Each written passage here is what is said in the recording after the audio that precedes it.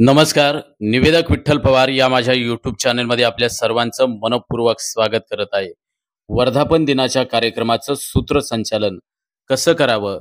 सामाजिक संस्था, सामाजिक प्रतिष्ठान किंवा विविध शैक्षणिक संस्था, विविध असणाऱ्या संस्थांच्या वर्धापन दिनाच्या कार्यक्रमाच्या प्रसंगी सूत्रसंचालन कसे करावे किंवा दैनिक वृत्तपत्रांचा असलेला वर्धापन दिन, तर विविध प्रकारच्या वर्धापन दिनाच्या कार्यक्रमाचं सूत्रसंचालन अतिशय जबरदस्त चारोळ्यांसह आणि उत्कृष्ट निवेदन विश्लेषणासह मी घेऊन आलोय. मी तुमचा निवेदक विठ्ठल पवार.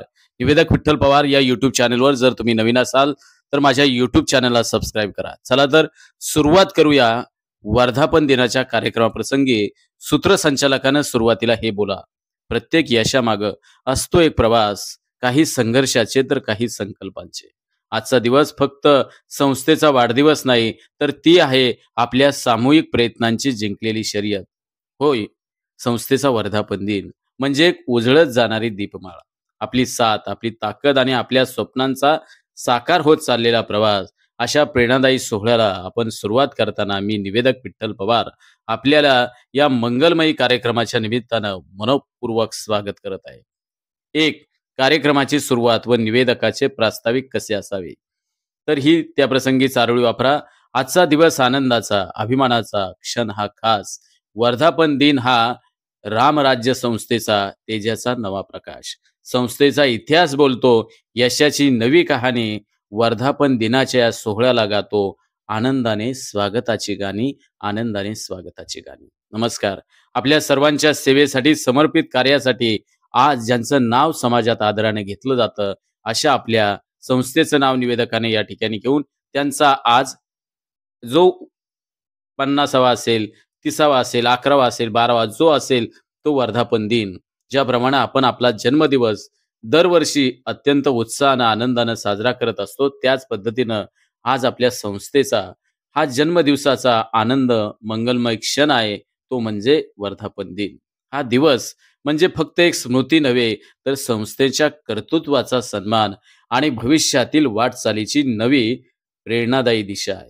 संस्थेची स्थापना किती साली झाली ते या ठिकाणी निवेदकाने सांगावं. त्या काळी समाजाला भेडसावणाऱ्या अनेक अडचणींना उत्तर देण्यासाठी या संस्थेने पाय रोवले. याच संस्थेला कोणकोणते पुरस्कार मिळाले ते पुरस्कार या ठिकाणी त्याचा उल्लेख करून अनेक पुरस्कार प्राप्त झाले आहेत. आज आपल्या या वर्धापन दिनी आपण त्या यशाचा गौरव करत आहोत. नव्या प्रेरणेसाठी आपण सर्वजण सज्ज होतोय. 2, अध्यक्ष निवड आणि अनुमोदन. या प्रसंगी निवेदकानं काय बोलावं, तर ही चारोळी वापरावी. नेतृत्वाला नवे नाव, सेवेला मिळो मान. अध्यक्षपदी निवड हे संस्थेच्या कार्यक्रमात शान. योग्य व्यक्ती योग्य स्थानी, हाच निर्णय महान. संस्थेच्या विकासासाठी ठरावा हा सुवर्ण प्रदान. या प्रसंगी मग निवेदन असं करावं: संस्थेच्या यशस्वी मार्गक्रमणामागे जे नेतृत्व असतं त्याची जबाबदारी फार मोठी असते. आजच्या या सोहळ्यात अध्यक्षपदी निवड झालेले त्यांचं नाव या ठिकाणी घेऊन त्यांचं मनःपूर्वक स्वागत व हार्दिक अभिनंदन. ही निवड केवळ औपचारिक नसून संस्थेच्या कार्यपद्धतीवर ठसा उमटवणारी ठरेल. अनुमोदनास उपस्थित मान्यवरांनी तसेच सभासदांनी सहर्ष संमती टाळ्या वाजवून द्यावी. 3, दीप प्रज्वलन. या प्रसंगी सूत्रसंचालकाने ही चारोळी वापरावी. प्रकाशाची सुरुवात, अंधारावर विजय, संकल्पांना उजाळा, यशाचा विजयपद. दीप लागले या मंचावर मंगलभाव उमटते. शुभारंभाचा हा क्षण समाधानाची साक्ष देई. या प्रसंगी सूत्रसंचालकाने या दीप प्रज्वलनाचं निवेदन असे करावे: दीप म्हणजे प्रकाश, ज्ञान आणि ऊर्जा. या प्रकाशामुळे आपली वाट उजळते, विचार प्रगल्भ होतो आणि कार्य यशस्वी होतं. या दिवशी दीप प्रज्वलन करून आपण कार्यक्रमाची सुरुवात करतोय. मी मंचावरील मान्यवरांना विनंती करतो, आपल्या शुभ हस्ते दीप प्रज्वलन करावं. 4, प्रतिमा पूजन. दीप प्रज्वलन करत असताना मान्यवर प्रतिमा पूजन करतील, तर त्यांना विनंती आहे. या प्रसंगी निवेदकाने ही चारोळी वापरावी. विद्येच्या या पूजनानं विचारांना मिळो तेज. सरस्वतीच्या कृपेशिवाय उन्नतीचं नाही होत. वंदू या चरणांशी, बुद्धीला लाभो सन्मती. कार्य प्रत्येक घडो यशाने, हाच आपल्या मनाचा संकल्प.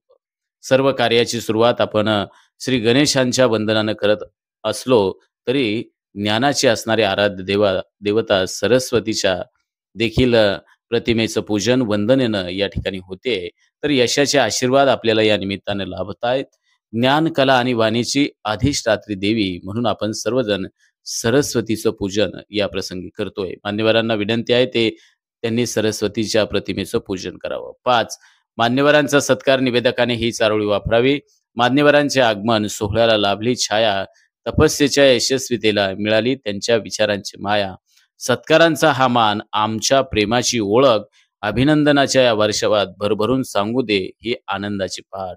या कार्यक्रमात उपस्थित असलेल्या मान्यवरांनी संस्थेच्या वाटचालीत योगदान दिलं आहे आणि मार्गदर्शन देखील केलेलं आहे. त्यांच्या प्रेरणादायी सहवासासाठी आपण त्यांचा सन्मान या ठिकाणी करत आहोत. सत्कार ही आपल्या कृतज्ञतेची अभिव्यक्ती आहे. आपण आपल्याला विनंती करतो संस्थेचे कार्यकर्ते पदाधिकारी यांनी मंचावर येऊन सत्कार करावा. 6. प्रास्ताविक या प्रसंगी ही चारोळी वापरा. विचारांची मांडणी, कार्याचा दस्तावेज प्रास्ताविकातून उलगडतो यशाचा नवा पथक्रम. संस्थेच्या कार्यकृतीला शब्दात मिळो रूप, हेच प्रास्ताविक ठरो नव्या युगाचं प्रारूप.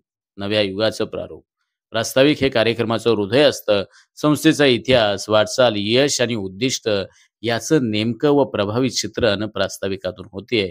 मी प्रास्ताविक करण्यासाठी आमंत्रित करतोय. त्यांचं नाव या ठिकाणी घेऊन त्यांनी विचार मांडावेत.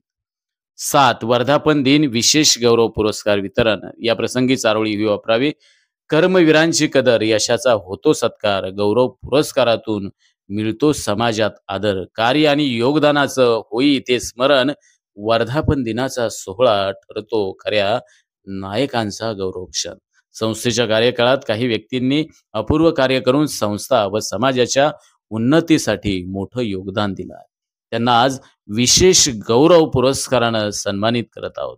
आपण त्यांचं जोरदार टाळ्या वाजून अभिनंदन करूया आणि त्यांनी समाजासमोर एक स्वतःचा आदर्श निर्माण केलेला आहे. तर अशा पद्धतीनं पुरस्कार प्राप्तीचं नाव, त्याने कोणत्या क्षेत्रात कामगिरी केली त्याबद्दलची माहिती या ठिकाणी सूत्रसंचालकांनी 1 बाय 1 सादर करून मान्यवरांच्या शुभ हस्ते या विशेष विविध क्षेत्रात उल्लेखनीय काम करणाऱ्या व्यक्तींना गौरवण्यात येत आहे पुरस्कार देऊन. 8. मान्यवरांचे मनोगत या प्रसंगी ही चारोळी वापरा. अनुभवांची शिदोरी, विचारांची होई उधळण, मनोगतातून मिळते नव्या दिशेची सुरुवात संपन्न. प्रेरणादायी बोल मनात रुजवतात बीज, उद्या घडवणाऱ्या पिढीसाठी होतो हा विचार सिंधू.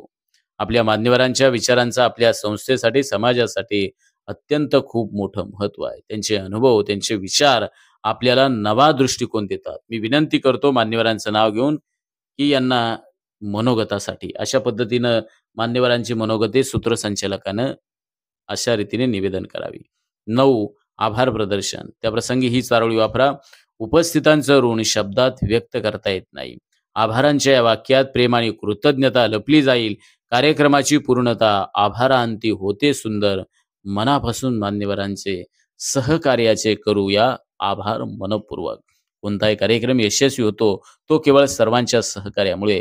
आजच्या या वर्धापन दिन कार्यक्रमात आपली उपस्थिती, सहकार्य, साथ यासाठी आपलं मनपूर्वक आभार व्यक्त करतो. विनंती करतो आभार प्रदर्शन करणाऱ्या व्यक्तीचं नाव घेऊन त्यांनी आभार प्रदर्शन करावं. आणि शेवटी 10. समारोप या प्रसंगी ही चारोळी वापरा. संस्थेच्या यात्रेला लाभो अजून बळ, वर्धापन दिन सोहळा ठरावा नव्या यशाचा उत्सव. आपण सर्व सज्ज आहोत पुढच्या वाटचालीसाठी. संस्थेच्या उज्ज्वल भविष्याला देऊ साक्षी भाग्यविधी.